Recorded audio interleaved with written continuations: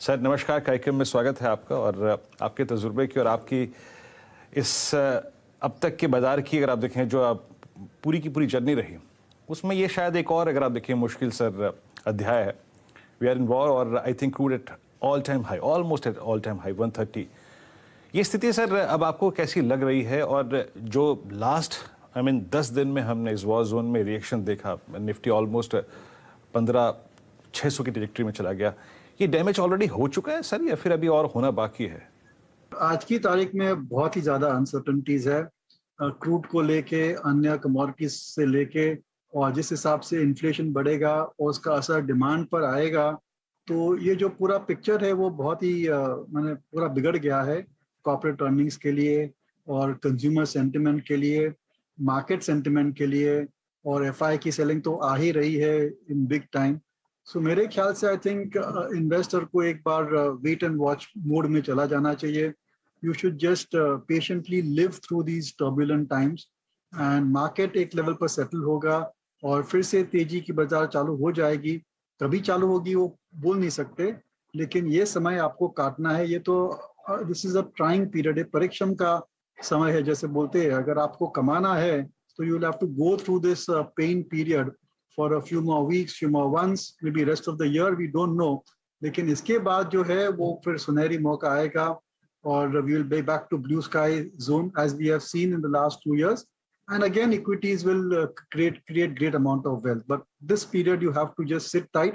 अगर आप इस लेवल पे सब शेयर बेच के हार के बेच के निकल जाएंगे तो आप फिर से कभी ये मार्केट में एंटर नहीं हो पाएंगे। तो मेरी राय में यही है कि ऐसे समय आते हैं मार्केट में जहां कुछ भी कहना मुश्किल है और बहुत सारे न्यूज़ फ्लो आते हैं, बहुत सारे नेगेटिव डेवलपमेंट्स होते हैं, तो you have to just wait it out. Interesting. तो वीरू ने बात की शुरुआत करी थी दीपन सर वो वॉर की बात करके, तो वॉर से होता क्या है, महंगाई बढ़ती है, ग्रोथ ठंडी पड़ती है। तो सब यही जानना चाहते थे इस वॉलेटिलिटी को कैसे नेविगेट करा जाए। आप कह रहे हो जस का तस पोर्टफोलियो बनाए रखें, अगर आपके पास क्वालिटी स्टॉक्स हैं, मैं इस वॉलेटिलिटी में इस समय पार्टिसिपेट ना करूं, साइडलाइन में बैठूं, समय आएगा तब फर्दर कैश डिप्लॉय करूं अगर है मेरे पास, तो अभी नहीं करूं, है ना? बिल्कुल बिल्कुल, यही मेरा मैसेज है।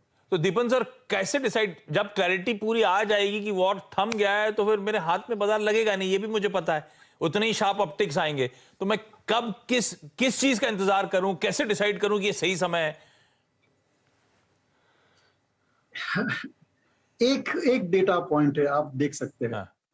अगर आपको सही में मानना है कि ये टर्न अराउंड हो गया है मार्केट, तो एक data point has to change and that is FI selling. जिस हफ्ते एफआई की सेलिंग पॉजिटिव हो जाती है, you can be rest assured कि बॉटम बन गया। I mean, it could be that bottom is formed even with FI selling. पर जब तक ये FI selling आ रही है इस लेवल से, इस क्वांटम में, तब तक ये मार्केट ऐसा दबा हुआ ही रहेगा। लेकिन एक लेवल आएगा, could be these levels could be 5% lower, could be 10% lower, कि FI की बाइंग चालू हो जाएगी। At that point of time आप सबसे सेफ जोन में हो, आपका शायद मूड नहीं रहेगा खरीदने के लिए, आप खुद नेगेटिव जोन में चले जाएंगे, आपका सेंटिमेंट बिगड़ जाएगा, but that is the point of time when you should be looking at entering the market. और दूसरी बात यह है कि एक ऐसा भी सिचुएशन आता है जो हम कहते हैं मार्केट में कैपिटुलेशन, कि जो अच्छे स्टॉक्स है 15-20% 1-2 हफ्ते में गिर जाते हैं।